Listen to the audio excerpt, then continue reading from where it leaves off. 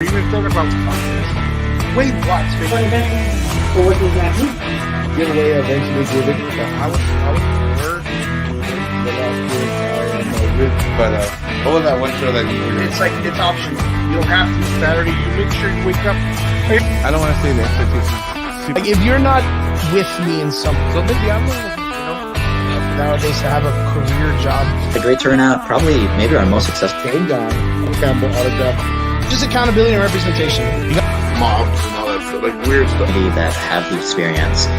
Like the robo Deal with my kids. You know, my daughter, the guy who made the coffee that night, dude, Texas. And they were starting to make more money than we were. Kids sending to other kids. Like, That's when you're not able to have security. This I'm a guitar player. I'm not saying I'm like that. he was just cool, and you had a big ass. I figured. Teach you an event. You know, have alrighty, guys, welcome to our podcast of the week. So we're here on this March 22nd, Friday evening, joined with the one and only. Go ahead, man. What's up? It's Ramsey. How are you doing?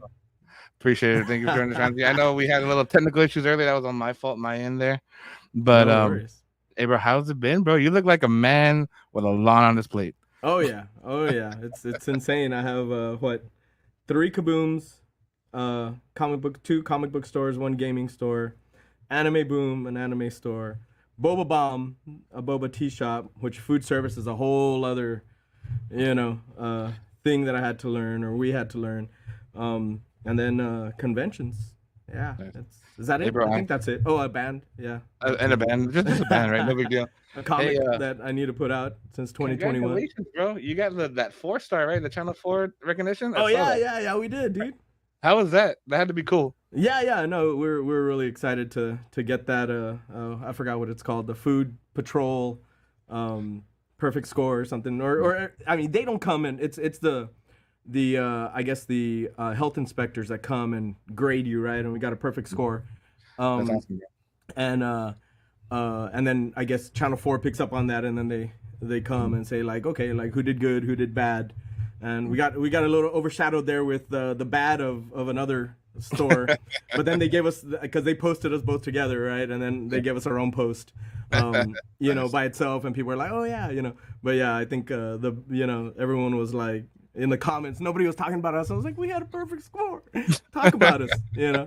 But yeah, no, it was really cool. I'm very proud of my people over there. That's all. And I can tell you, man, from the Walmart experience, it is hard to get a perfect score, bro. 100. Yeah?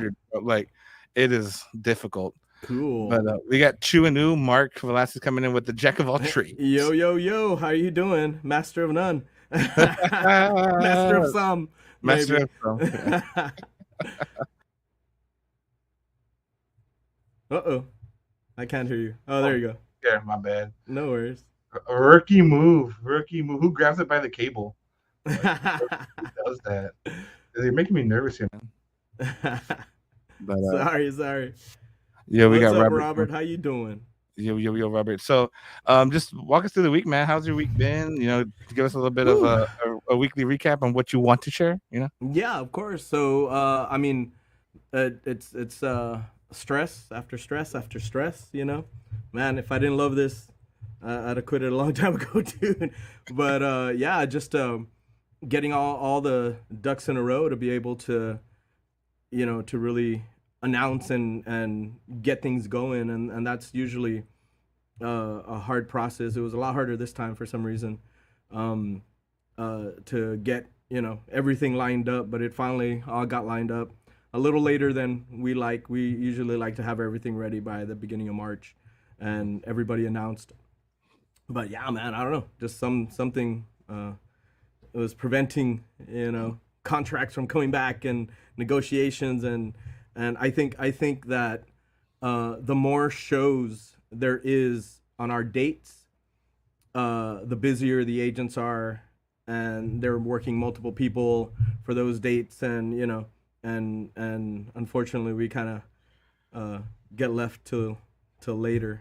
Even our 10-year anniversary show, we've proved ourselves. We've never screwed anybody. Everybody, all the celebrities have always gotten paid. Everything, never left anybody without flights. Never left anybody at the airport. Never,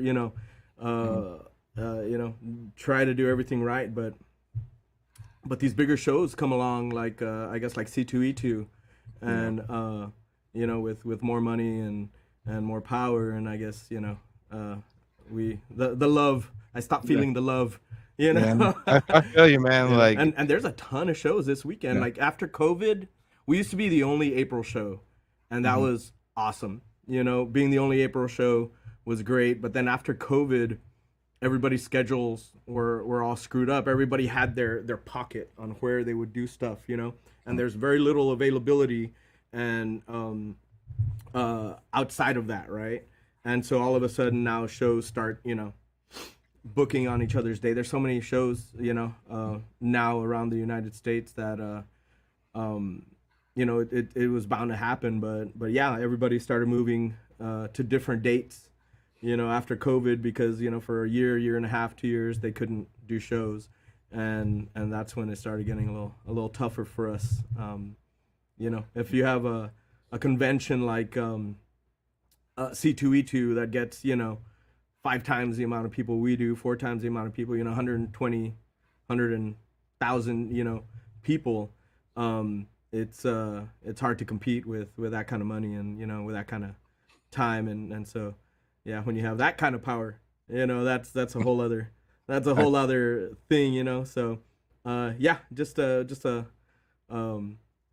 you know, a stressful time, but we're past it now. We've got our lineup. We're excited. We still got some people to announce, and we can really move forward with blowing it up.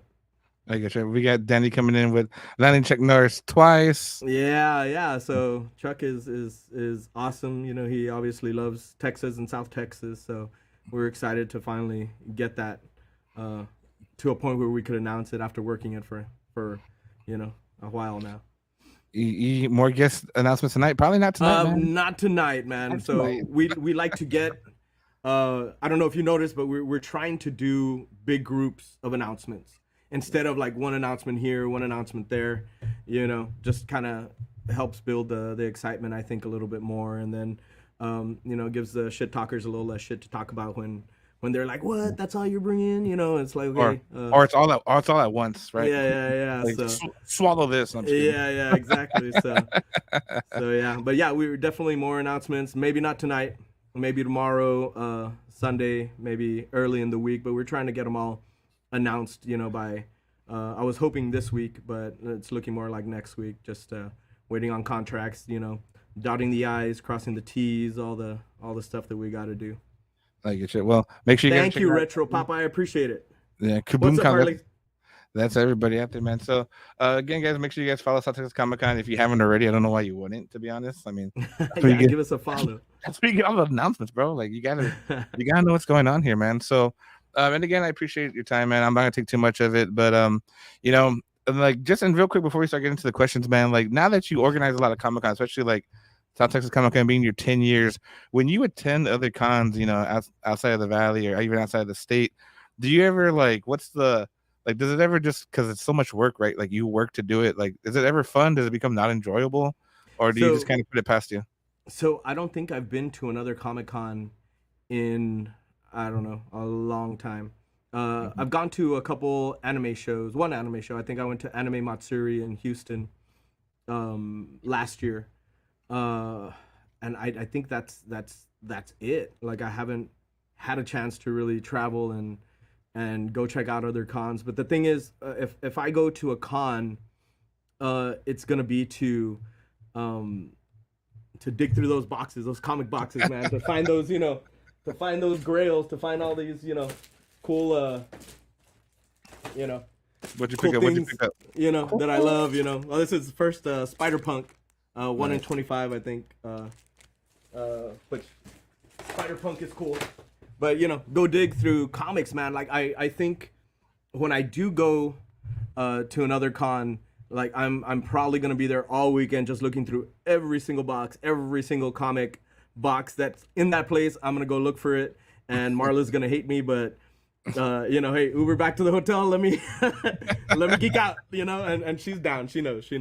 So she's awesome. But yeah, I haven't been to another Comic Con. I think, man, I don't want to lie.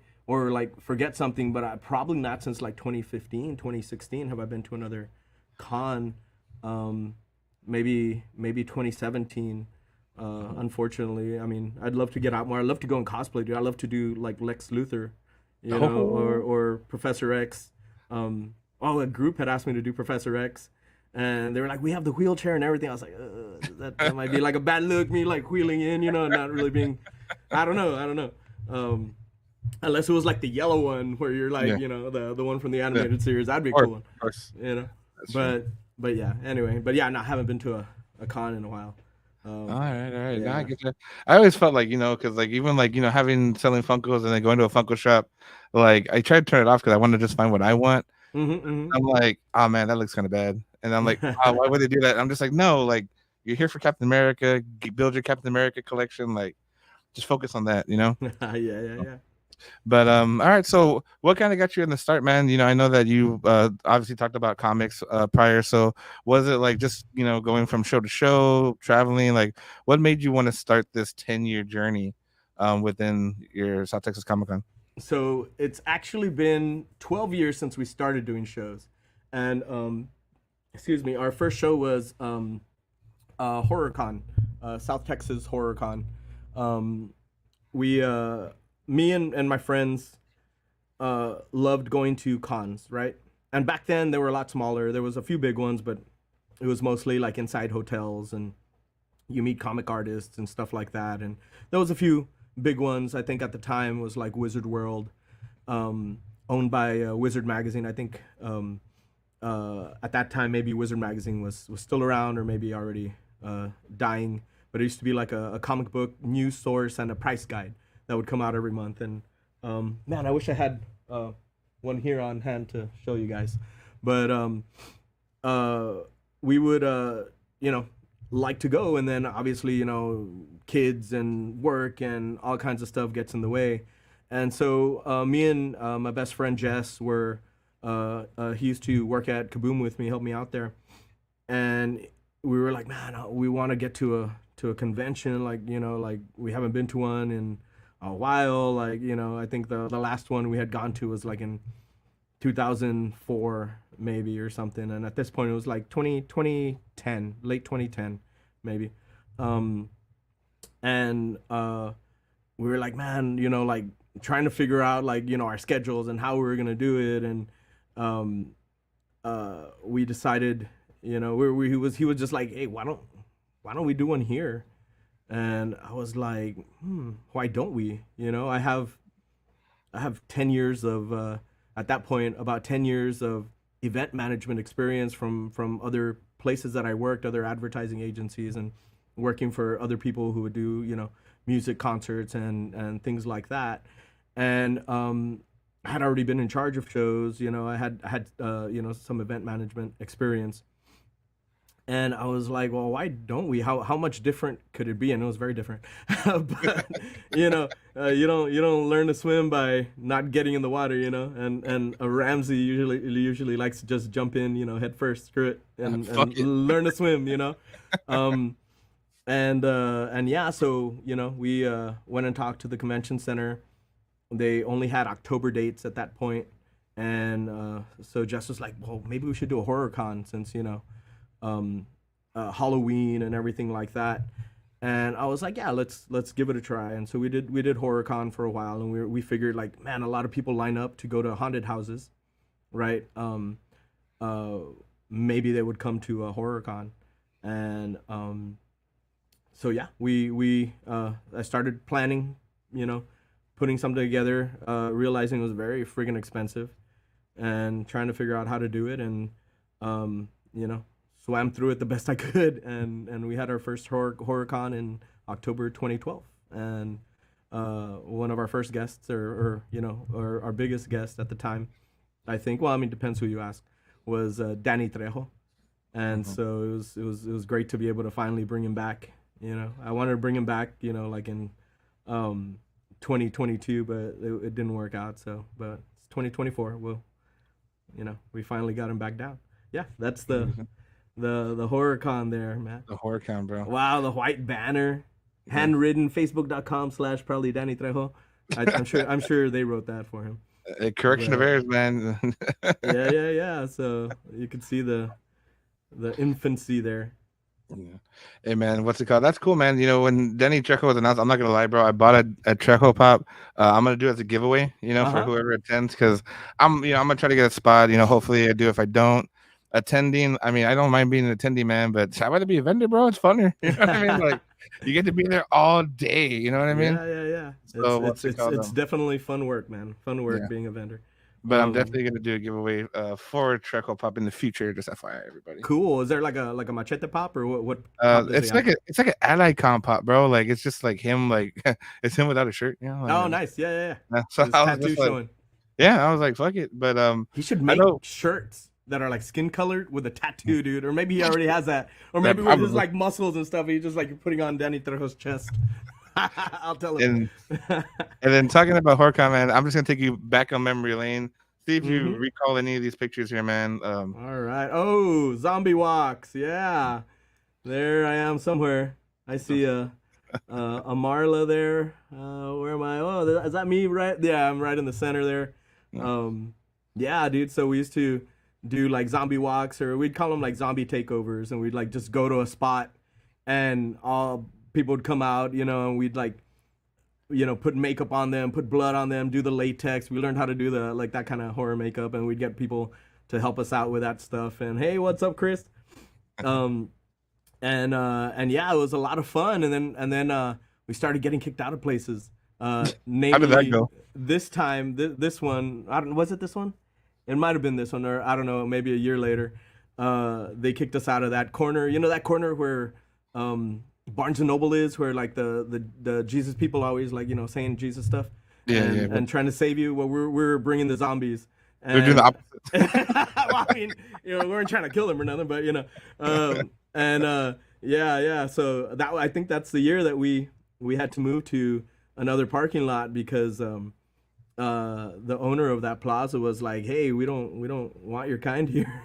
Basically, what are you doing? You're scaring away all my customers. And we were like, no, we're not. We're actually, look, they're all eating, they're all shopping, looking, they're all coming out with bags from Barnes and Noble and eating at, you know, Corner Bakery and you know, and I was showing that, but he just, you know, he didn't like the whole zombie thing, and so we moved over to, you know, the Chase, or I guess what was it at that point, Compass Bank.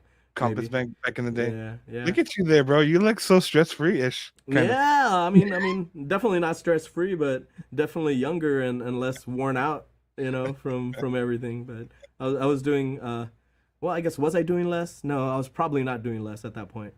I think I was a teacher still at that point, and then I'd come home, or I'd come to Kaboom, work Kaboom from 4 to 8.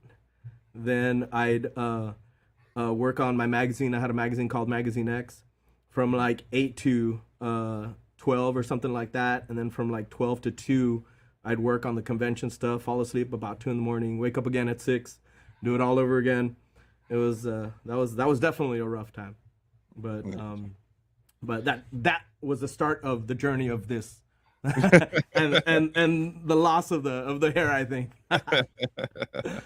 And then, so you did HorrorCon. So after HorrorCon, did you start Gamers Expo or did you do the Rio Grande Valley Collector Festival? So, man, I don't remember. I think. Okay, if I'm correct, it was HorrorCon 2012, then HorrorCon 2013, and then the next year was Gamers Expo in January, Comic-Con in, I guess, like May, maybe. Well, according to my notes. Oh shit! Okay. Bro, I want you to know, like, there's, you know, not a lot of people know this, but I take this podcasting pretty seriously, right? Uh-huh. I know you and me talked in the previous podcast before, and like, there's a moment when I'm like, wait, these don't add up. Like, I had to write down every event you did, and I was like, no. So, in January 2014, January 4th, 2014, Gamers Expo, bro. Yes, 2014 was Gamers Expo. I think 2015 January. So let me tell you. So I did Gamers Expo. The first one was a success. Comic-Con was a success, and then the following 2 shows lost me any money and more than I made at Comic-Con and Gamers Expo the times before that. So I think in 2015 of January, I was like, let me try something other than gaming. And then I tried the RGV Collectors Fest. I think that's when we had Chris Sabat for the first time down here in the Valley. And I'm pretty sure that was 2015. And I think we only did that one and Comic-Con that year. And just because I was like, wow, well, you know, it was working and then now it's not working. You know, is it something I did? Is it too many shows? You know, and then so many shows popped up. I was worried of, you know, I guess wearing it out. You know what I mean? Wearing out the what I thought was special. You know, and I was like, maybe, you know, one show a year is all we need.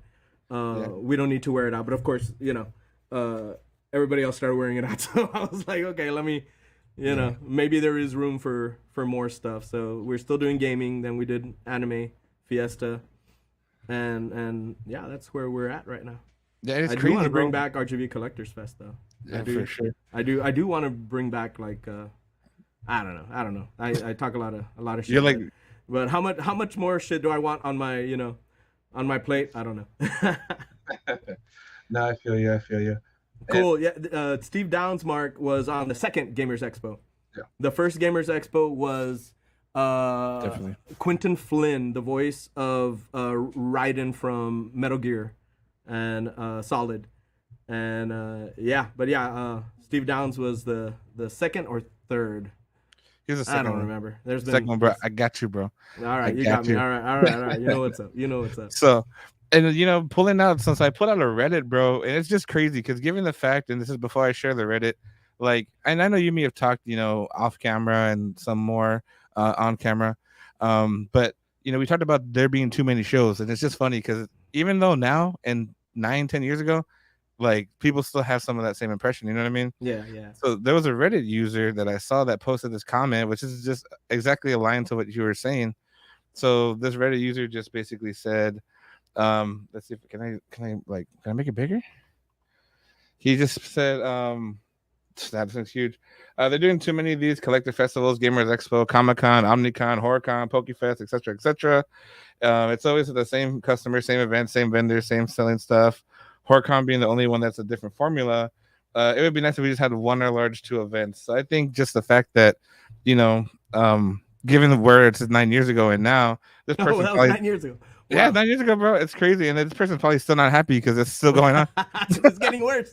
That's just getting worse, man. I mean, but how many concerts are there? How many, you know, and you know what? And so what if it's the same people coming in their costumes? Let them, like, let people have whatever they want to have. You know, if they like coming, you know, that's you know, none of his business. What was his name? Stupid Redditor or another stupid Redditor? That's something dumb, bro. Anyway, whatever his Reddit name is, you know, I think, you know, I mean, obviously, I'm in that group, right? I would love to be the only one, but, you know, that's not the way it works. There's always going to be competition, and you just got to try to, you know, do the best you can do and not worry about what anybody else is going to do. And that's kind of what I've learned over the years. Just be the best, concentrate, you know, basically mind your business. You know what I mean? Like do what you need to do for your business. Don't worry about what anybody else is doing. You bring whatever you can bring, and that's it. And so that's kind of the mindset that I'm in and that I have been in for many years now.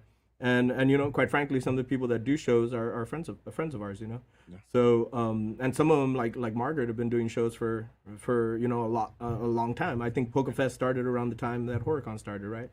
Yeah. Maybe even the year before. I'm not too sure. But yeah, that's you know, that's how it is. There's a bunch of them, but hey, if people are coming to them, that means people want to you know, there's still an appetite for them. I don't know how long that'll last. You know, I'm always worried, like, hey, when is it going to be that, you know, our Comic-Con has like one person outside, you know. That's always the fear, you know, like, oh man, I'm going to look outside and it's like crickets, you know.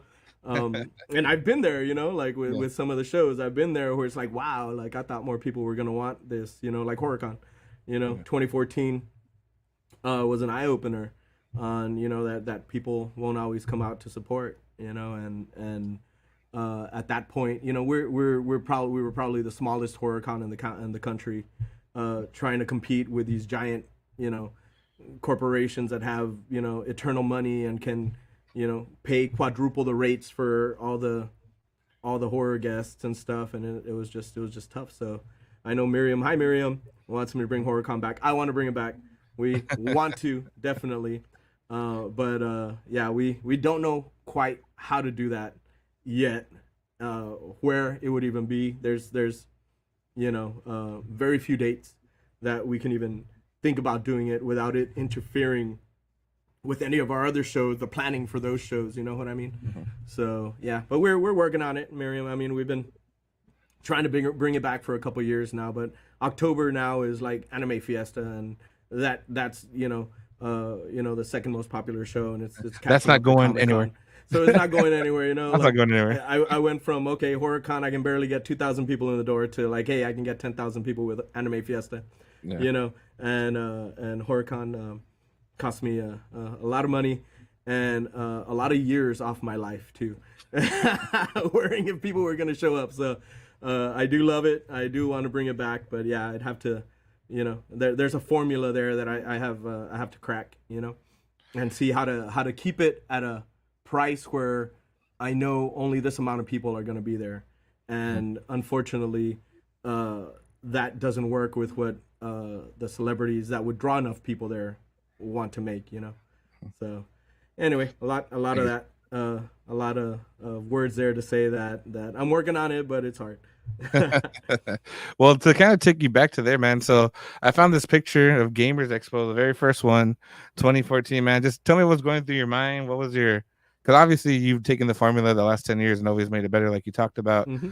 So, was your heart skipping a beat during all this, or? Oh man, yeah, dude. So that was our first Gamers Expo, or maybe that was the third one. That was the first one? That's it's 2014. Yeah, okay. 2014. So that must have been the first one, and I was like, yes, success. people want to come to this, Yeah. And like anything, you think, and I'm sure like the reason you're into collectibles is because you love it, right? Yeah. I love gaming. Grew up, playing Atari. I have an Atari right here behind the computer, actually, nice. That I picked up, and just to reminisce. And and you think, oh man, like I'm gonna have so much fun at the show, but then it ends up being like you have to work the show. You're not actually able to play or do any of the stuff the attendees get to do. But yeah, and I mean, I was just excited that people actually wanted to come, and that there was a demand for it. And then the next one, I found out that, hey, maybe there isn't. The gamers are fickle. So yeah, and around that time, also, is when Xbox Live and all that kind of stuff started happening, and a lot of the gamers don't need to leave the house to see their friends or to do any of that stuff. So that one's always a tough, a tough one. Why be social? No, I'm just kidding. Yeah, pretty much. I mean, my son doesn't even go to GameStop, anymore. No. He can download it, Download it all? Yeah, and I'm like, dude, like I love having stuff. I love having, games, just, at the, I love having, well, this is a DVD, one of my favorites, but I collect a bunch of, well, hold on. All the physical copies and everything? Yeah, dude, hold on. Let me show you some of the stuff that I have. Woo! So, some of my favorites, hold on, let me get this thing unstuck. Sorry, guys. It's all good. We're all getting a sneak peek at all the hidden stuff, man. Came around this way. Oh, no, it didn't. Do you have a technical difficulties screen? My brother, I gotta play the Jeopardy music. Do do do do do do do. So check it out. I absolutely love Gears of War. So I got like sealed copies of 2. I got sealed copies of 1. I got sealed copies of the Platinum Edition. Anything Castlevania. I have a Castlevania arcade right there. Onimusha. I love Onimusha. Gears of War 3. Another Onimusha. A sealed, Street Fighter Alpha from PlayStation 2. Witcher sealed. Anyway, I collect a little of everything. But I love having this stuff, and it seems like maybe that's that's not a thing anymore, to have a bunch of clutter in your room for a lot of gamers. So yeah, I think they're missing out. Kind of like CDs and albums and all that kind of stuff. Like it's cool to hold something, It'll for come me. back, bro. It's got to come back. Yeah, I mean, hope look it at comes back. look at content and how they're starting to, and Sony, all of a sudden some of the stuff that you paid for, sorry, we had a dispute with the owner. Done. Never mind. Never gonna have it again. Whereas if you have something, like, you'll always have it unless somebody steals it. Or you lend it and forget who you lent it to, which is It happens all the time, bro. happens to me a lot. Yeah, And no, I'm sure I've never done it to some people too. What's it called? So, looking back at South Texas Comic-Con, man, I'm just gonna run through some photos. Basically, this is one of the first events here. Oh, So- dang, dude. That was the first one, I think. Yeah. Wow. I think that's- And we had the stage in there. What does that say in the back? I forgot the banner. It was either Ray Parker or I forgot the other one. I'm such a bad host, bro. So I was should that a write- Comic-Con? Yeah, it's at a Comic-Con. Yeah, it's the old Oh, logo. nice. I had your old logo. I actually forgot to download it, but I found your old logo. Yeah, Man on it. I was like, damn. oh yeah. And then I didn't want to get sued, so I So you changed took it. it off. And Hey, Ricky Simmons. Yeah. Dude, I'm a huge Invader Zim fan. I got an Invader Zim tattoo. I think it's on this side. On my back of Zim, actually the one there where he's riding the pig on the top right. Yeah, that one right there, dude.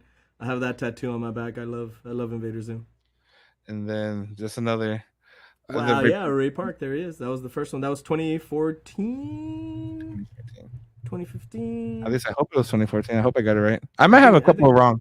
I might have a couple wrong. No. You might be right. You might be right. But that was your 2014, man. So looking back at 2014, man, what was going through your brain on that one besides damn. I was just excited that people wanted to be there. Like I said, I didn't know who would even want to come. There's my best friend Jess with a Skullduggery shirt on the very corner, right there. Yeah. I didn't know who wanted to come to these things. I was thinking, some of my friends will show up, and I was glad that there was definitely an appetite for it. And so just excited that, especially at that point, I was like riding high. The first Gamers Expo went well, the first HorrorCon went well, and then the back half of the year was the scary part. That was the roller coaster where it's like, woo, It's all learning, right? yeah. And And then I was we like, got- okay, maybe I reached that point where that's too many shows, Oh yeah, damn, that was the old Kaboom, dude. We had peeled off all the ugly tile that was there. It was like some brown and green tile. It was gross, and then I guess maybe the concrete wasn't that much better. what was going through your mind here? Was it the day before, 2 days before? Man, I don't know, but what was going through my mind, I was excited for this decor. It's when we used to hang banners down with all my favorite heroes and stuff. Where like are they that. now? I don't know. Like every other show started doing that. Like some shows started like taking our ideas and using them, and I started trying to do other stuff. And in exchange of those, we try to do more like freestanding stuff that people can actually take pictures in front of and things like that. So that's what we're trying to do more of, which, I'm sure, just trying to separate ourselves from other shows. Some other shows, I think, take our ideas, and that's just something that's going to happen, right? Of course, naturally. Obviously, a Comic-Con wasn't my idea. They've been happening since the 60s, But it's trying, when other people are trying to look like you, and I think maybe pass off as if they're done by you, that's when I'm like, okay, let's try to do something else, And it's constant evolution, I think. Also, it's limiting where we can hang the banners at the convention center, as far as like what they have to be able to hang them and stuff. So we would have to hang them all like in a row, and and it still looked all right, but it wasn't quite what we had wanted either. So yeah. I get you. And then same year, man. Same year. What's it called? Bam. Hey, yeah, dude.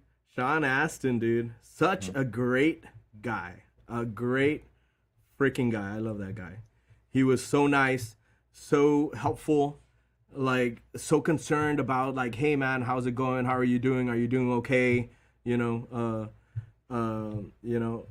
like really concerned about my well-being, because he would see me like, going back and forth and like, working. And he's just like, hey man, is everything okay? Is there anything I can do? Like, let me know anything I can do for you. And anyway, such a great guy. Love that guy. One of my favorite guests for sure. This is an overview Oh, shot. nice. Yeah. With the wrestling ring and Yeah, dude. We used to have wrestling right in there, dude, right in the middle. And just like some vendors there in the back.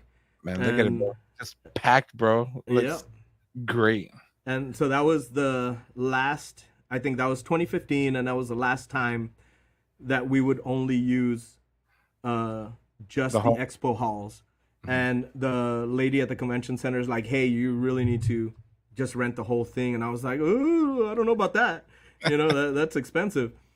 And they convinced me that I really needed to do it for 2016. And I was like, you know what?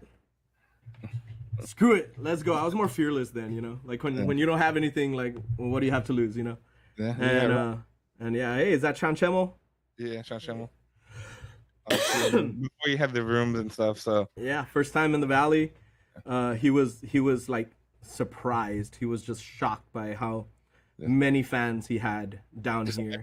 That point of view, bro. What do you do? Yeah.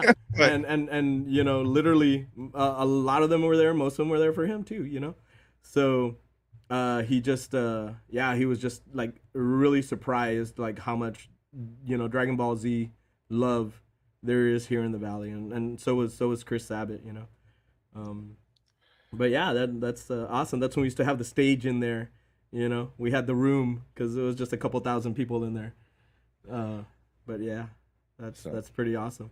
Speaking about the room, bro, so for the next year, for 2016, and I want everybody to know that this took a good like week of prepping. Oh shit. Like, because like I was telling Ramsey before this, for some reason all of y'all didn't post pictures till after 2017. Just FYI. That's when it really started to take off. Oh yeah. This was 2016. Oh, right 16. here. Yeah. So, no, you said it right. It was 2016. Yeah, and because it was hard to find pictures. You said right. Yeah. Yeah. So that was JDF again.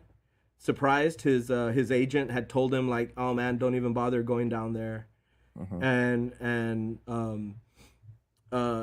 he was like, nah, man, like I fought down there, like I'd like to go down there, and he came down here and he was just blown away also by the Green Ranger love, and then he pulled me aside. He's like, dude, I want to come here every year, dude. These fans are so gracious and so amazing, and yeah, freaking insane lines, dude. Crazy, bro. Insane lines.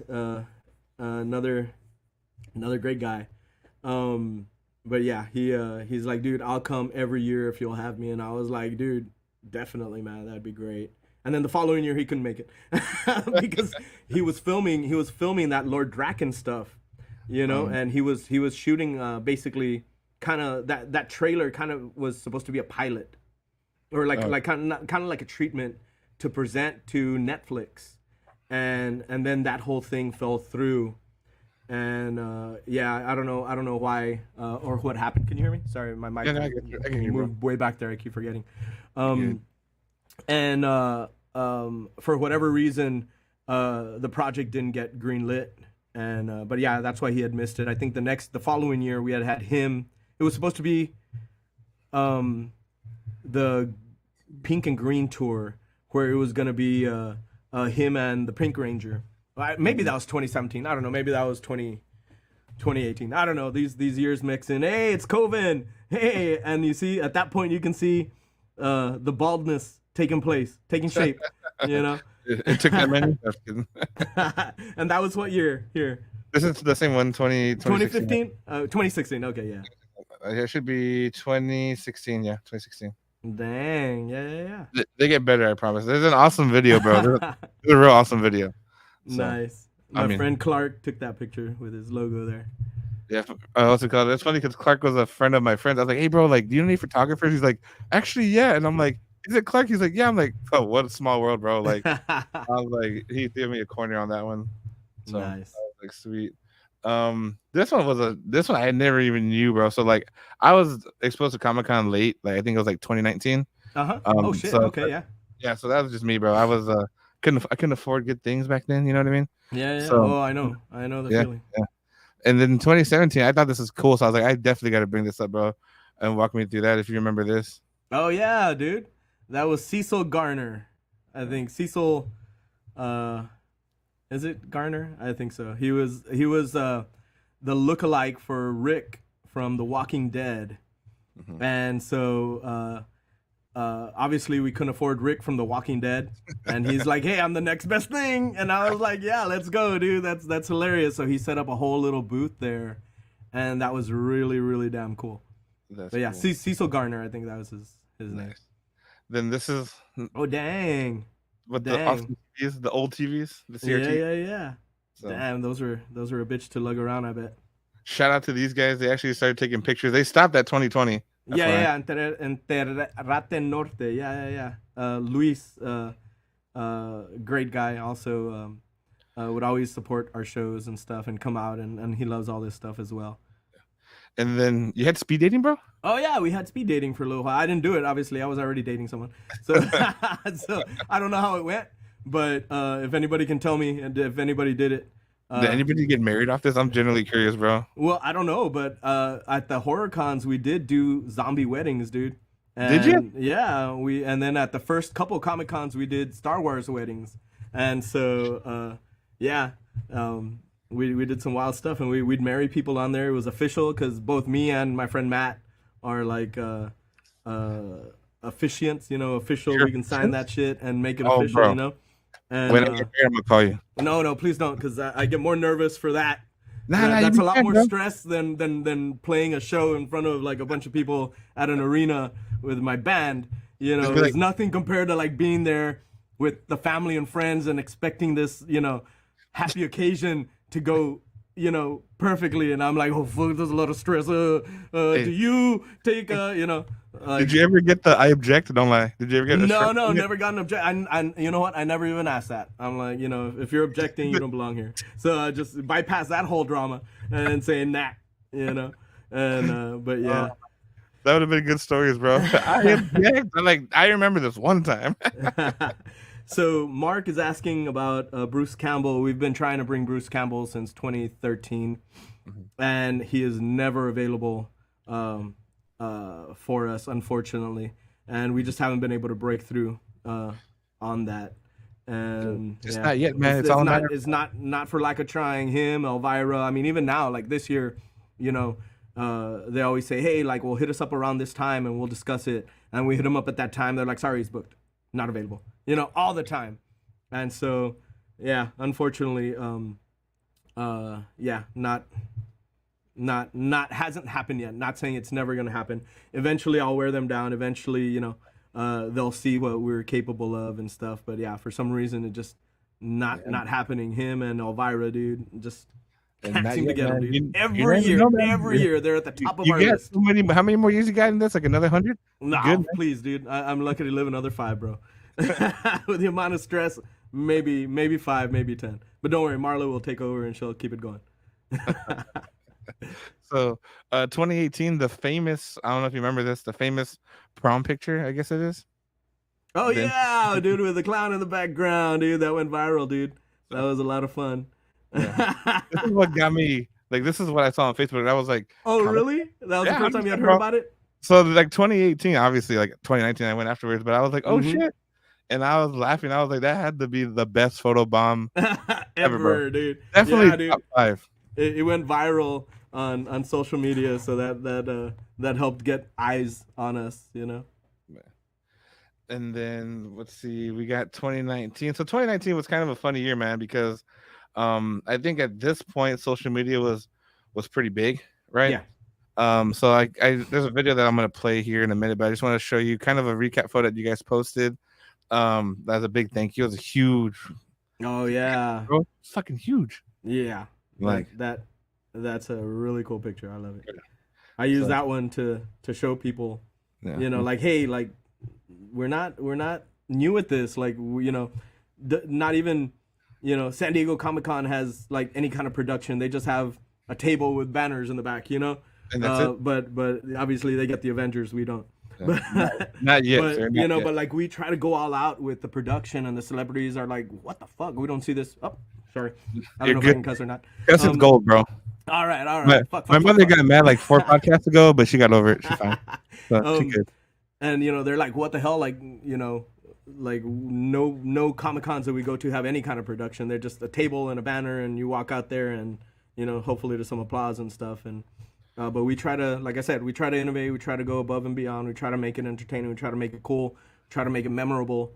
And I don't know. Hopefully that's you know, appreciated, and we're not wasting our time doing it. I get you. All right, I'm gonna show you this video, bro. It's a 30-second video. It was posted on your YouTube. I don't know if you remember it or not, but it was celebrities trying Mexican snacks in 2019. Oh yeah. Let's see. That tastes like feet. It has a chew to it. Oh, that's true. And the flavor. Oh, no. It was cajeta that we're trying there. Wow. I'm really not a fan. Oh. That actually. Oh my god, dude. Oh my god, this is like extreme cayenne. Yeah, dude, and you know what? Those videos never came. Bro, so I'm about to tell you. I never found anybody to edit them. On the comment that said a whole year later, and we still haven't seen that episode. Dude, I'm sitting on a treasure trove of stuff that I just don't have time to do. You know, I can only do so much, guys. But it's not for lack of wanting. It just, you know, it needs to get done. I think those were like half edited. We did it again at Anime Fiesta. With some of the voice actors. We did it like 3 or 4 times, dude. Maybe 2 or 3 times. We did it once with Michael Rooker also. And so we have all those videos, dude, and I need to you know, get on editing them. But you know, I had a plan. I was going, oh man, I'm gonna do all these things and, you know, build our YouTube following. What's up, Dell? You know, build our YouTube following, try to, you know, get all this stuff going. But yeah, man, it's hard when it's just you know, and we're trying to build the team bigger. Yeah, 100%. Trying to, you know, build our own internal advertising agency and the people that can help. So it's not me doing all the graphics and video editing and voiceovers and all that kind of stuff. You know, I'm just saying, bro, when this debuts, you gotta tag me. I will. DM me whatever, because I was like, oh, that's fucking cool. Then it's like more episodes coming. I go to the comments, they're like, it's been a year. I'm like, yeah, it's been like a while. Yeah, my friend Frank was looking at I mean, like he had started editing it, but then he got super busy, and it's just like, okay, yeah, I got to do it myself, and I had totally forgotten about that until this very moment. So, but yeah, dude, I have a lot of cool stuff you know, happening. I mean, that could happen, just, you know, not enough Ramseys to do it. Yeah. So we'll see. Just hire me. Dell, you're hired. Bring me that Scud #1, please. Right. Oh, I saw that. That was fucking bro. I'm still interested, though. But yeah. So, obviously 2020, because that was 2019. 2020 was, you know, we all know what happened in 2020. Yep. Yeah. So this is the recovery year here on 21. So I don't want to spend too much time on the pandemic part, bro, because obviously, you know, that was something we all overcame and stuff. But obviously, with your business, and everything going on, what's it called? That's wait, I gotta click a picture. My bad. I'm like a rookie, man. You make me nervous. So you have no reason to be nervous. Oh wow. But just crazy, bro. So like, obviously, we all know we were all isolated. Some were essential, some weren't. You know, government decided that part. Apparently, employees masks everywhere. But it's just crazy, bro. Because at that time, like, people were just hungry to get out there. You know what I mean? Yeah. Like, and then I mean, obviously, Comic-Con, you're gonna come in contact with people. You can limit it 5 in, 5 out, but you know it's gonna be there. But what was the and you don't have to go super in detail, man. What was the biggest like plus and worry that you had at that time? Because obviously, you know, what you do is a big gathering. You know what I mean? Yeah. So like, what made you push it or whatever? You know? I know I'm long-winded. I'm sorry. I will try to keep it concise. No, I'm just kidding. So it was tough, right? Obviously, people that were like masks are bullshit, and people that are like, no, I want to wear a mask. And so we got a lot of shit. The celebrities wanted people wearing masks. They didn't know what was gonna happen. They didn't know, how it was gonna be. I don't even think we had a vaccine at that time, right? I don't think so. And either. so if we wanted to have a show with celebrities there signing, we had to have people masked up, right? And so obviously in Texas, people were giving a shit for that, but we had to put our foot down and say, hey, it's this or no show, Yeah. like put on a fucking mask. What's the big deal? Like Put on a mask. like, Do your oh, thing. I'm breathing in my own breath and that's bad for me. Shut up. It's not that bad. Is it uncomfortable? Yes. Do you want to, do you want a show to happen? I do. I certainly did, Yeah. And so yeah, like, and even friends of mine were like, making a big deal, like, how can you do that? It's unconstitutional. It's against the law and blah, blah, blah. And, and Those the are friends, convention bro. center was like masks, have to have masks, and they're going to have like, the sanitizers and all that stuff around, and so it was like, okay, well, do you want to show or not, and if you don't, well, don't come. If you have to wear masks and it bothers you that much, don't come, and that's what we stood for, and and we got shit for it, but at the end of the day, there was a show, and it was the biggest show we had up until that point. Everybody, that was Anime Fiesta, I believe, 2021, when we were able to finally come back and do something. And it was a huge turnout. Not the biggest show, not bigger than Comic-Con, but like it was the big Anime Fiesta turnout, because I think people wanted to come out. And and obviously haters gonna hate, but we have to do what we got to do to make stuff happen. And I remember there was just one guy who was just always taking down his mask, and I was like, dude, please put on your mask. And he'd be like, he put on his mask. He had like a heavy metal t-shirt, and then I'd come right back, I'd be walking right back, and I was like, dude, come on, dude, like, don't make me kick you out. Like, I have to do this. Like, and they're like, oh, you're being unfair and unreasonable, and they don't understand. Like these regulations are put on me, so I have to put them on you if you want to have a show. So I don't know how people feel about masks in the comments. You can let me know, but yeah, we had to do it, and people gave a shit, and we did it, and that was it. Fuck it. Yeah, exactly. I mean, and so I think overall, most people understood, but there's that loud minority that want to call you a fascist because you're making people wear masks. Yeah, 100%, bro. So, They're always gonna find something, bro. Oh yeah. And then next year we got 2022 coming up, so this is the year after all that good stuff. So you have Become a Jedi. Yeah, Tiger martial arts, dude. They're amazing. And then this is just I know you probably get anxiety with the crowds, bro, but I just like to show like you fucking drew a lot of people, bro. Like I don't mind at all. Like it's great. Just unless it's a wedding, then I'm scared. Because that's a lot of pressure. But nah, in here it's great. I don't mind walking among the crowd, and I love talking to people, and I love it when people tell me they're having a good time and stuff like that. I don't necessarily love it when people are complaining, but if they're complaining about something I gotta fix, well, I'll try to fix it. But sometimes it's like unreasonable stuff, like the whole mask thing. And then I think at this point we were like, okay, we're far enough to where masks are optional, Yeah. So at this point, I guess this was April 2022, where we had come to a point where, hey, I don't know if vaccines were out yet or not, but we had already got to a point where you could choose to wear a mask or not to, and it was, whatever you wanted. But yeah. Slime kits, you did slime kits too? Oh, hell yeah, dude. Every year we do slime, and it's always super popular, dude. It's a lot of fun for the kids. Very cool, very cool. And then my personal favorite, which I don't want you to get stressed out, bro, is 2023. Uh-oh. And I found the perfect picture, bro. I'm not gonna lie to you, bro. Like I was like, I'm gonna show this to him the very first thing for 2023. So I just gotta zoom it in a little bit. Oh God. You're triggering me. Bro, I had to be that guy, bro. Until this moment. No. Oh yeah, dude. Oh, that was interesting. Probably the most hate I've ever gotten. You think so? Oh yeah, for sure. Online anyway. I don't know. Maybe in real life people hate me more than I know. But Jesus. online, holy crap, were they letting us have it, dude. We obviously the storm came through, knocked out the power.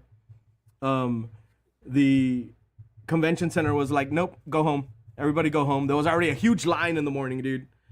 And I was like, shit, like they were all lined up. All the vendors lined up to the other side in the back, wanting to come in. Like, why aren't you opening the doors? And it's like, there's no power, guys. We're trying to figure this out, you know?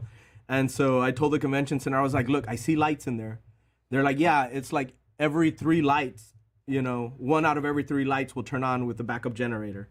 Okay, what else do we got? Like 1 AC unit for the whole building. Okay, no power on any of the side rooms. Okay, you know, can we make this happen? You know, and they're like, well, let me ask I was like, look, we can open the garage doors in the back to let air in, you know, and their concern was the computers control the doors there. They're magnetized. Yeah. So the computer decides if it can lock it or unlock it, right? And the computers weren't working. And I was like, okay, well, why don't we get a generator and plug those damn computers in and get those doors unlocked, right? So that way it's not a fire hazard. And they said, nope, because it still runs on the network and the whole network is down. You know, the Wi-Fi is down all over the city, you know, and I'm like, shit, okay. So all the doors are locked. I was like, well, what if we open those garage doors? There's 1 all the way to the, you know, right side, and there's 2 in the back where the vendors are. We'll open that up. It'll let in light, and it'll let in air so air can circulate. And if there's a fire, everybody can get out very easily through those doors. And they were like, okay, that might work, you know? And so they're like, but we got to clear it with the fire marshal. So the fire marshal is like, yes, we can do it, but only 1,500 people inside. And I was like, okay, well, the line's not that big. Cool. And then we let in 1,500 people, which to me seemed more like 300. I was like, dude, this place is empty. And they're like, that's all we can let in. Yeah. And I was like, dude, there's room here, there's room there. Like, there's a lot of room. And they're like, nope, we got to follow the rules, you know, the fire safety rules. And then the line kept building. And I think nobody had power. So probably everybody was like, well, let's just go to Comic-Con. Yeah, fuck it. Or they were there to see Bronco 956. I don't know, one of the two, right? So, and yeah, we, you know, everybody came out and we were like, okay, well, the fire marshal's like, well, every 10 people that leave, you can let 10 more people in, or we'll let 10 more people in. And the thing is, nobody wanted to leave, and so people were in line, and I was like, dude, like, can we print signs? No, you know, let me try to, you know, tell the people in line, and then, but the line went all the way here, you know, I could get all the way to the end of the McAllen Performing Arts Center, right? Mm-hmm. But the line still extended all the way down the road to, I don't know if it's like 29th Street, and then all the way down the other way to like Guitar Center, and all the way back this way, and I couldn't, like, I was needed everywhere, and I couldn't go and tell every single person, hey guys, like, this is what's going on.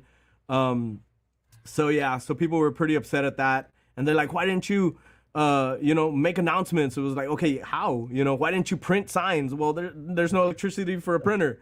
What can we do? You know? And they were like, well, you obviously didn't prepare for this. And I was like, well, who prepared for that? I know. So we're like, what can we do? How can we make panels happen with no electricity? We had bought all that LED screen and all that sound to make it cool. And we're like, well, what if we move them to that room where there's light? And William Shatner was like, yeah, we'll do that. And so we started moving chairs out, at least to have something, you know. So we tried our best. We tried to make sure anybody who pre-bought photo ops got in to do the photo ops. We refunded anybody that didn't get in with a Saturday ticket, which was a lot of people. And if you had come in on Saturday, we let you come back Sunday with the same bracelet to try to make it up, you know, for the fact that, you know, there was no power until like, I don't know, like 4 o'clock. But yeah, man, that was one of the hardest days of my life, dude. Out there trying to make shit happen and still give people a show. All the celebrities were there. They had a fucking crazy time getting here because they were about to land when the power went out. And so they were circling in the air for like 30 minutes or so. And they're like, hey, like the power's not coming back on that night, right? Mm-hmm. So we're going to have to fly back to Austin. All the celebrities were in the same plane. All flew back, most of them flew back to Austin and waited for like 11 hours on the plane. You know, first they waited to land, right? And then there was no gate to unload them, so they had to wait for like 11 hours on the plane. Damn. Until it was ready to take off again. And they were like, hey, we think we're going to have power by the time you come back. And so anytime there's like a power outage, the first thing to get power back is the airport. So that's where everyone concentrates their I guess their effort. So they finally landed that morning, you know, at like 8 a.m. Yeah, it was wild. So we were like, what, they're gonna come? They came all this way to not have a show, you know? And if we don't have a show today, they're gonna leave. There won't be any Sunday either, you know? So I had to make some tough decisions and said, screw it, let's try to work with what we have, you know?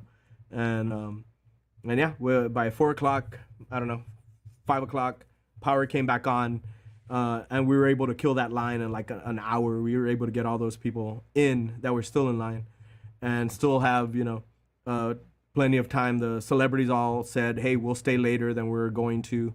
We'll do whatever we can as well, you know, because people were still waiting outside hoping to meet them. And, Bro, I thought it was handled really well. I mean, I was a vendor there, and I think, you know, the vendors were very happy with me. Patience, bro. It's just patience. Because if not, you know, some of these vendors came from all over the U.S., you know, and drove for, you know, a couple days to get here, and then for them to not be able to, you know, sell or make money or whatever. I think I did right for the vendors by making it happen. I did right for the celebrities, and I did right for the people who were trying to get in, who were able to get in, you know. But there was a lot of people who left. Who didn't just understand what was going on, that we didn't have power or whatever. And, you know, no matter how many lives I did on Facebook, and I was like, hey guys, this is what's happening. I'm sorry, you know, like, you know, not even on the lives where I'm explaining, people are like, F you, you know, you suck. Y'all don't even know what you're doing, you know, blah, blah. And I'm just like, okay. And Marla was like, do not read the comments, dude. Whatever you do, don't read the comments. And so I stayed away from the comments, and I would read one or two every once in a while. I was like, fuck, and it was like a stab to the heart, dude. Like I'm over here trying real hard to make it happen for people, and you know, it went mostly appreciated, you know. But you know, I survived it. Little PTSD there looking at that photo though. I thought you get a kick out of that photo, bro. I ain't gonna lie. So, dude, yeah, no, we were up all night that night. Trying to figure out how to route the celebrities, or trying to rent cars or Ubers to bring them down from Austin. We were up all night trying to figure it out. As soon as the storm was over, we went and saw like the decimation. We're like, dude, like, what are we even gonna do? What a horrible time for this storm to. Couldn't it have waited till Monday, you know, or happened like on Wednesday, so we had time to rebuild for it, you know.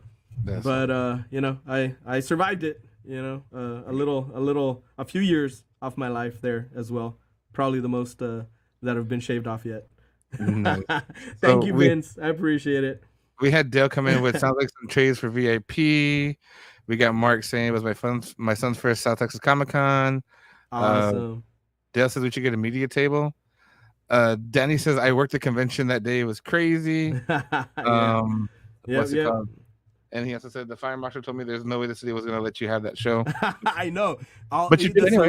The celebrities were like the red Power Ranger pulled me aside. He's like, dude, I know they're kicking your ass online, and you know, and you're taking a beating and everything, but I have like anyone else would have canceled, and the fact that you made it happen is insane to me, and I just want you to know that you're I don't know how he said it, but you know, he's like, you're doing awesome, you know, like you know, nobody else could have pulled this off, and I'm sure people could have pulled it off, right? But hey, he made me feel a little bit better, because I was it was a low point, definitely, dude. I you know, when the power came back on, dude, I started crying, dude. I was crying in the back for about 10-15 minutes, and then I was like, okay, trying to get these you know, all these people in, and you know, maybe it was like 5 minutes, but yeah, it was tears of joy, dude, that we were able to get it back going, you know. I think Ron Perlman saw me crying I was embarrassed because he was like, "What's wrong?" And I was like, Hellboy "It's saw tears me. of joy, Ron. It's tears of joy. Thank you." You know, for not going home. And I was thanking him. He's like, "Oh no, man, you're doing awesome." You know. And then so I was like, "Okay, gotta man up and go get everybody in." So we started really trying to work the line and make sure everybody could come in and we're salvage what we Mexican. could. That's right. I'm a Mexican. You can only do Pinche so much. Mexican. And then we got Thank Royce. Thank you. I walked in on that cry session Oh too. fuck, Roy did. He saw me crying, dude. I love you, Roy. He did see me crying, but Hey man, I think that was 2 cry sessions, honestly. If I'm being honest, yes. hey man, you pulled off a good one, man. So, and I appreciate your time, man, going through this 10-year journey. You know, yeah. a little reminiscent, but I got just a couple more questions, man, before we let you go. Yeah, of course. I know I'm gonna try to keep you close to that hour, but your favorite South Texas Comic-Con, man, out of the 10, and you can include HorrorCon and everything. What's the one that you're like, man, if I could do this, is the one that sold you? What's your favorite one? The one you look up to? The one that inspires you? I'm just which one, man? I have to, like, all of them hold a special place in my heart. Even last year's Storm Con, as I call it Storm Con. All my friends call it Storm Con. You know, because it showed that, you know, it showed our perseverance and that we're willing to do anything to make sure, you know, the show must go on. You know what I mean? What, am I crying? I saw you go like that. I was like, "Oh shit!" No, man. I was drinking water and bam. I don't want to look like I'm crying, man. You're crying, all right. Like, great, man. And you know, but I think the turning point for us, you know, and I won't forget that feeling, was 2016, I think, when we had the biggest turnout to that point, right? And we had rented the whole thing, and it was I was so stressed out that year because, you know, we tripled our rent by renting the whole thing, you know, and it was like a huge risk because I didn't know if it was gonna work, you know. It was safe at that point. It was safe to do just the expo halls, and maybe the 101s, I think, is where we had our panels. But I was so stressed, and I remember, like, you know, all my Facebook messages were like, "Hey, hook me up, free tickets, bro, hook me up." You know, every person that I'd ever, like, even looked at was asking me for free tickets, and I was like, "Guys, like, I can't, man. Like, literally, this is the biggest risk of my life.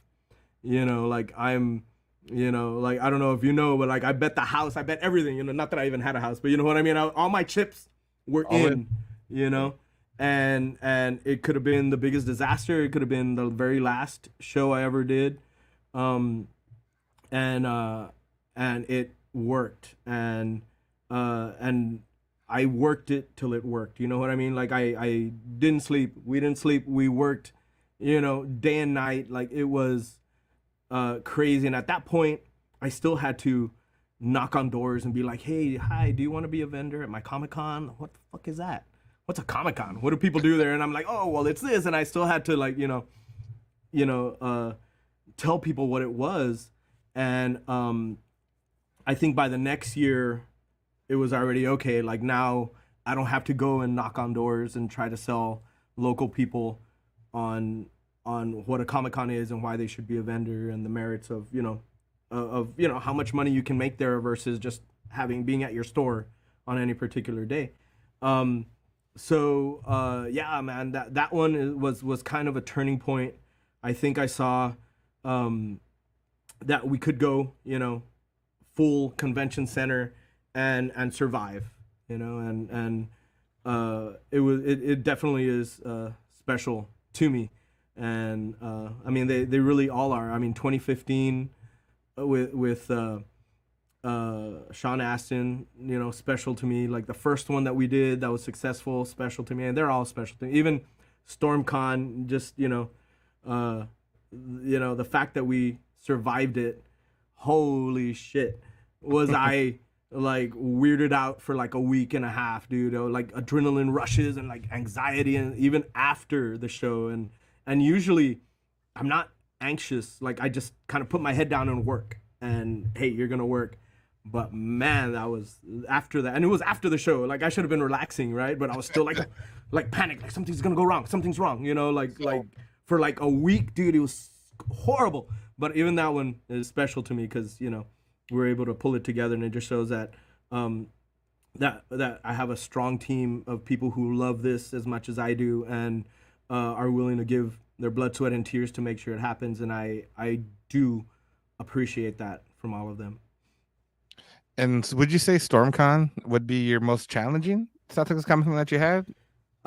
Yes. I mean, aside from the first one, well, the first few shows were very challenging. Again, you have to convince, or at the time, convince people like, hey, we were the smallest show in the nation, to convince any national people to come and be vendors, and, or to give us a try, or even like get celebrities to want to come down here. Like I got a lot of like, oh, that all the violence down there, like we don't want to go. Like that was a big thing.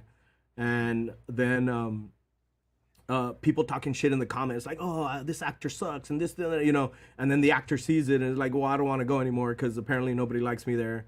And it's like, shit, dude, like, let me catch a break here, like if you don't like the guy, don't comment on his damn photo, and like, you think they're not reading that shit? They're celebrities. They're very, concerned about like what they, maybe not all of them, but some of them, about like what people are saying, and, like that could very well, screw up my show. So I was like, damn, dude. Even to this day, I have to hide some damn comments, dude. People are people. I don't know, man. It's like keyboard warriors, dude. They talk a lot of shit. Online. It's just like, guys, come on, like, you wouldn't say this to the person's face, like, or like crickets, right? Everybody's like crickets. Delete, block, whatever, yeah. But yeah, the most challenging, I guess it's on par with some of the first shows, because the challenges were obviously different. Getting anybody to want to come down here, any celebrities to want to come down here, was unheard of. Getting any celebrity to even want to jump on a podcast, with anybody down here, completely unheard of. They wanted nothing to do with us, and they thought we were just like like we're basically Mexico, Yeah. And so that had its own challenges, like getting people to trust me, building up that confidence in the agents, and all that. But then on the other side was, the challenges of how do you make a convention happen with no power? How do you get 6,000 people that are waiting in line into a venue that will only allow you to have 1,500, even though there's plenty of space. There was tons of space, dude. And I was like pleading with them. I was like, guys, look, you said 1,500 just based on like, a random number. But if you look in here, there's like 3 people down that damn aisle, dude. We can squeeze another 30 in that aisle and 30 in that one. And, and blah, blah, blah. And they weren't having it, dude. They were stuck on that 1,500 number, for fire safety. I get it. If some shit would have gone wrong, they didn't have sprinklers to put out fires or whatever. And, but boy, did that make it more challenging for sure.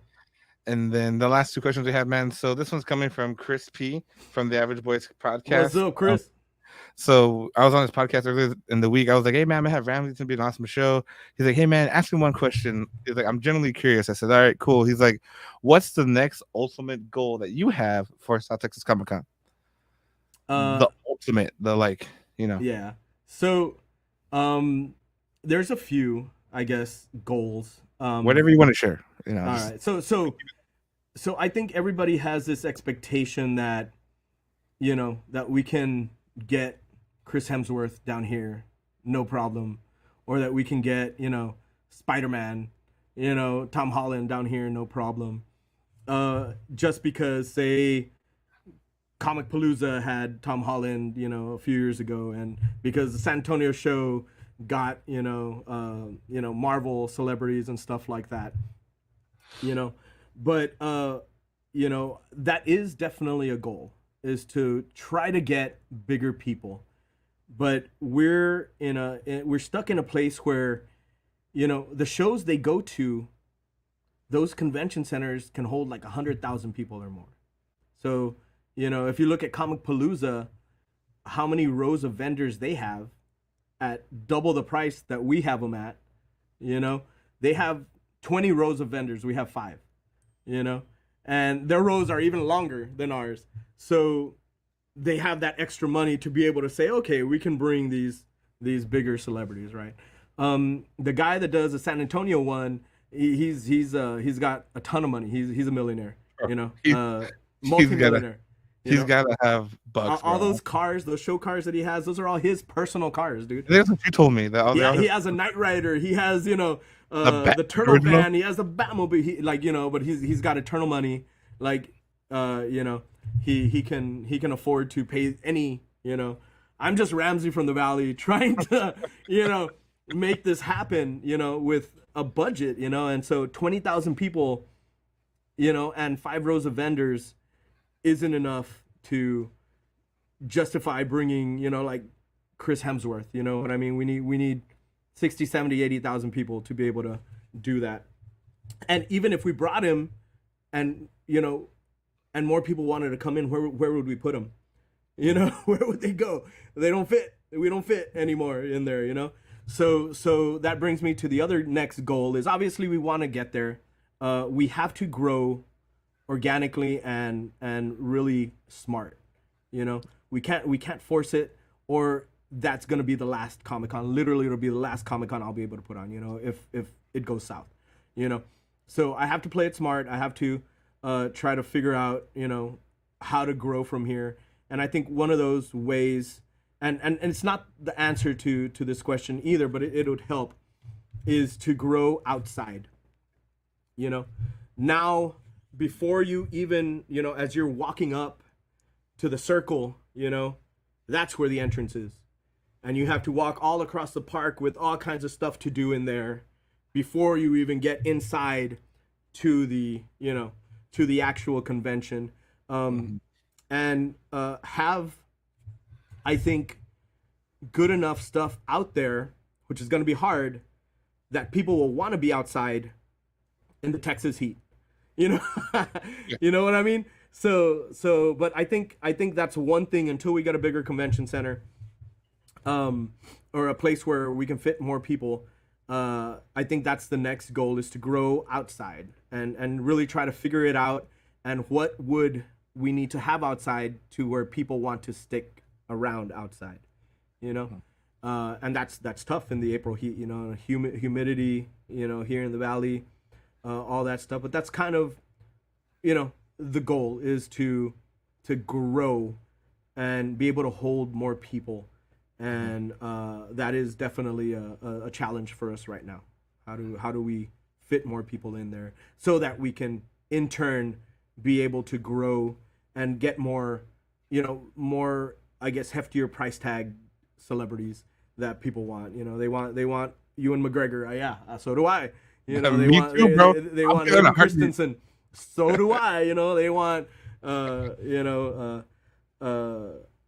Andrew Garfield. So do I. But trust me when I tell you that they are crazy expensive. And until I win the lottery, I just hope you guys bear with us as we grow to that. Like, you know, some of these cons, other than obviously San Antonio, since that guy just has eternal money. Right. He's insanely rich. I wish I had his money. But other than him, like a lot of these other cons that, you know, have been going for a long time, Dallas Comic-Con has been going for so freaking long, you know. These bigger cons have been going for a long time. We're barely at year 10, you know, and in a place where isn't necessarily like a destination city. You know, how many people are saying, hey, I want to fly to the Valley, you know, and, you know, McAllen? You know, when you go on vacation, you're thinking San Antonio, Dallas, Houston, you know, or beyond, you know, New York or wherever, you know, but this place is growing, you know, it really is growing. And I think eventually, you know, within the next 10 years, it will rival, you know, some like at least, you know, San Antonio size, you know, maybe San Antonio will keep growing, but where San Antonio is now, we'll probably be there in 10 years. And, you know, maybe at that point we'll have bigger facilities and more space to do stuff with, and, you know, maybe even more help from the city. You know, I don't know. I guess I'm not a networker. I to my detriment for sure. Because if I was a networker, I'd go schmooze with the commissioners and be like, please don't block fireworks. I'd like to have fireworks because I've already announced them.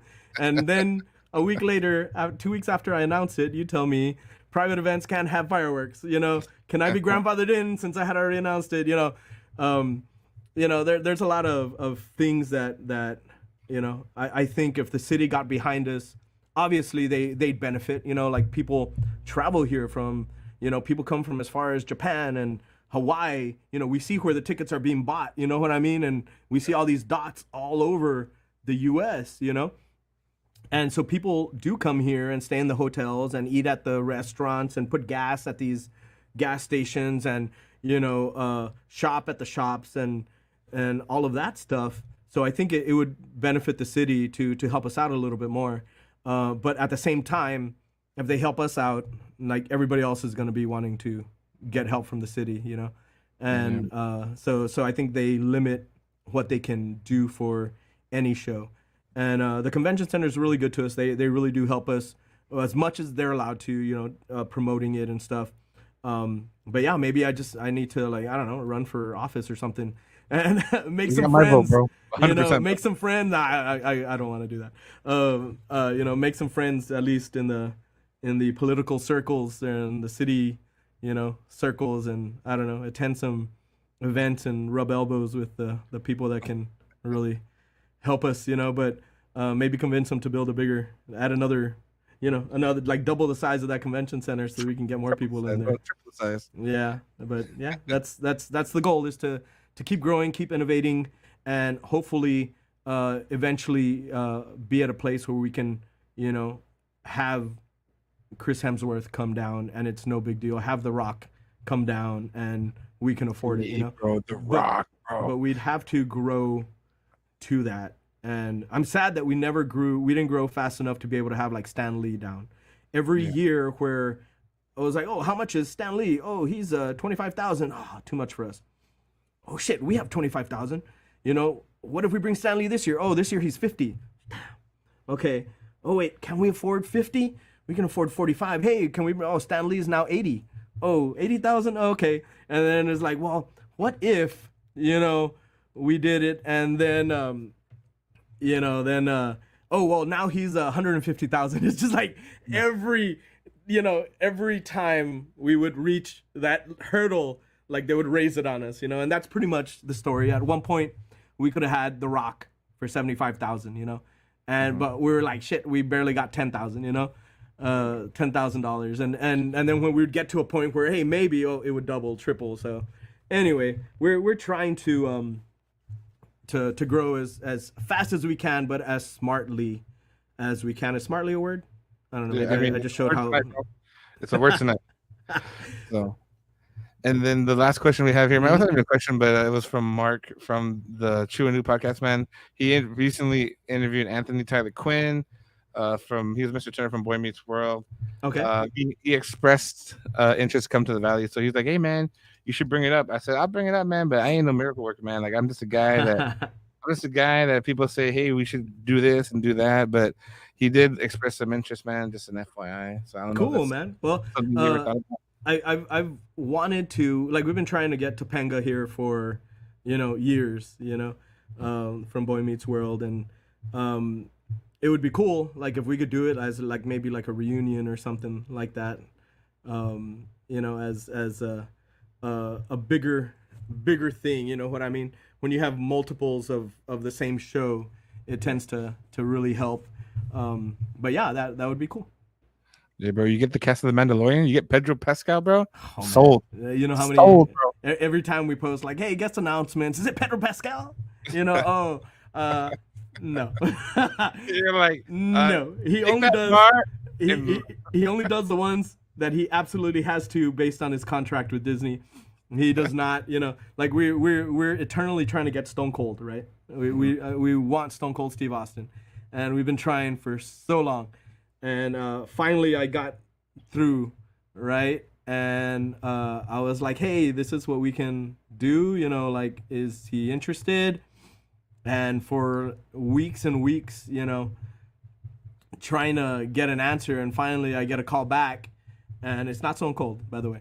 And they're like, he's not interested at all. Like he's got so many things going on. Like he doesn't need to do cons. He doesn't want to do cons. Like he has these other things going on that are taking precedence and taking his time. So sorry. And it's like, oh man, I would have loved to have Stone Cold. But Undertaker. Oh, this is the year you bring Undertaker, right? I wish. I've reached out to Undertaker since like 2013, 2014, and crickets, man, crickets. You know, it's not so easy. We do what we can. We try as hard as we can, but even as accomplished as we think we are here in the Valley, like quite frankly, we're just a middle con. We're probably like the 5th biggest one in Texas. So there's 4 other ones that can afford more and can do more and can afford to like say, hey, if you come to my show, you can't do any other Texas shows this year. And the celebrities will say, okay, So there's a lot of things that I guess people don't know is that we do try. It's not that we don't want these people, but one, it's a matter of we don't have enough attendees and vendors to justify being able to pay them what they need. We don't have the space to even grow yet, but if you bear with us, and as you can see, we are trying, we try to grow a little bit every year.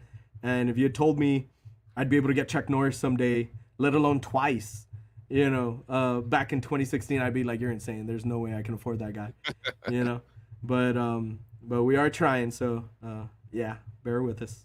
That's awesome. Well, I'll not take too much of your time, Ramsey, but I appreciate you joining. I appreciate having the privilege to go through the last 10 years and change with you. Yeah, for sure. Thank you for having me, man. It's just an awesome. I think you're doing a great job. I think this Comic-Con is going to be good. So everybody, you want it to grow, you got to grow with it. So you got to buy tickets, 10 VIP passes. You guys got to be part of the growth, got to be part of the path. Yeah, it's hard. It's hard when people are like, well, I'm not going to go until you get this guy, but if you don't come, we're never going to get this guy. 100%. So that's the issue, and I'm not trying to sound like, oh, poor me, you got to come to my show so I can afford this guy. No, but if you do want it to grow, if it's something that you love, and you want it to grow, support it, and help it grow, and I think that's where we're at. Luckily, we have a lot of people that, even though StormCon was rough, and I did get a lot of, people that were like unreasonably mad because I couldn't control the weather. There was a lot of people in there saying like, dude, like it was a freak storm. Like, what can you expect? Like, we're lucky we even had a show, So 100%. I do super appreciate the people who do come out. I do super appreciate, the people that have helped us get to this point, and if I die tomorrow getting to this point, I'm still happy. I think, it's a miracle, almost that we were able to get to this point that we're at now. But really, it was just a lot of hard work on me and Marla's part and all our team, that help us. Mainly, it's me and Marla, working throughout the year. And then, the week out from the con, our con team comes through and they're an amazing bunch. I wouldn't trade them for the world either. And, but yeah, man, and mostly it's just me and Marla just like, chugging along, We're like, I don't know if you guys have watched Labyrinth, but like the old junk lady that's just like, oh yeah, let me put something else on my back here.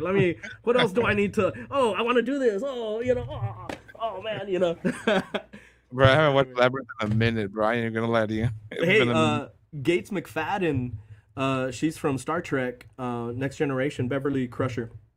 I think she was also the choreographer and puppet choreographer for Labyrinth, which I was like, whoa! I love Labyrinth, dude. That movie scared the shit out of me when I was a kid, and it was, but it's still one of my favorites.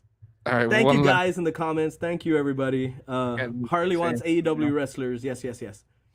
Classic Labyrinth. Got my VIPs. So Thank just you.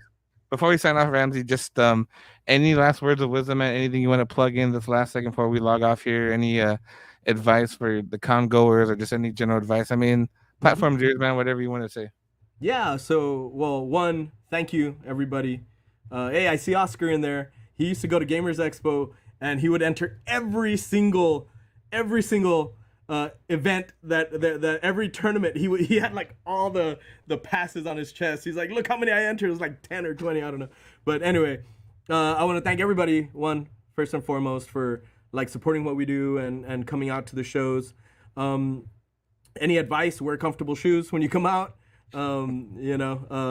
Bring cash, because sometimes the celebrities don't accept credit cards. Don't bring food in because they're gonna make you throw it away, and it always pains me because I call the food bank and I'm like, hey, can we hold all this stuff for you to donate it? And they're like, yeah, we'll go pick it up, and then they never pick it up, and then it ends up getting thrown away anyway. I think water they'll let you bring in, especially if you say you have a medical issue. They'll let you bring water in, maybe, or maybe in a little, maybe not a bottle of water, but like in a little like Yeti or something. Don't tell them I said that, I just had something in my eye. And yeah, I really appreciate everybody and all the support that we've gotten over the years, and I'm glad you guys have decided to grow with us. Very cool. Well, again, guys, we got South Texas Comic Con happening on the 26th to 28th, 2024, McAllen Convention Center, with more announcements coming, group of announcements coming. Yeah. So be patient, guys. Be patient. Don't be that guy. Do not be that guy. Yeah. Don't talk shit in the comments to the celebrities. They read that shit. Come on. Yeah, don't do that. You're gonna get the hideout, right? You're gonna scare them away, dude. It's hard enough to get them here. Please, eventually we'll get to somebody you like. Just don't shit on the people that you don't like, and it's all good, man. Because I don't want them to think we're a bunch of assholes. Because honestly, every celebrity that's come down, has said that we're the most gracious fans that they've ever met, and literally almost all of them that I've talked to. I haven't talked to all of them, but they're just like, wow, dude, like it's so amazing. We go to places like New York and California where like a celebrity, doesn't mean anything to anybody, and people are rude to them and expect things from them. And here people are just so grateful to be able to meet us, and that means a lot. So that's the one thing we have above, the bigger cities, is that, the people here are super nice, and the celebrities do notice that. Now we just got to get that word into Chris Hemsworth's ear, so that maybe he'll drop his price and come down. Right? For sure. But already, and then he could have made the storm go away, With Stormbreaker and everything, yeah. For sure. But alrighty, guys. Well, you guys have a wonderful night. Thanks for joining us. Catch us on the next episode next Thursday. If you haven't already, follow South Texas Comic Con. They got announcements coming up. And besides that, everybody have a good night, guys. We're gonna shop at Kaboom Comics, and shop at Kaboom Games, and shop at Anime Boom, and shop at the Boba Bomb, and come to Comic Con and Anime Fiesta and Ultra Gaming Expo, and whatever. If I ever bring back RGB Collectors Expo, come to that one too. For sure. And I'm gonna end it with pay your pools, guys. Pay your pools. Pick up your pools, yes, Pick please. Up your pools, guys. Because I'm guilty. I ain't gonna lie. Hey, I used to do that to Helgi too back in the day. Dude, he'd call me, goddamn it, Ramsey, come pick up your fucking comics. Yeah, I'll be right there. And I'd have to bring I'd be broke, and I'd have to bring a stack of comics. Can I trade all these, 100 comics for my 10 comics? He's like, sure, I know what it's like. For sure. All right, guys. Comics, Comic Con, guys. Yeah, have a good night, guys. Bye, everybody.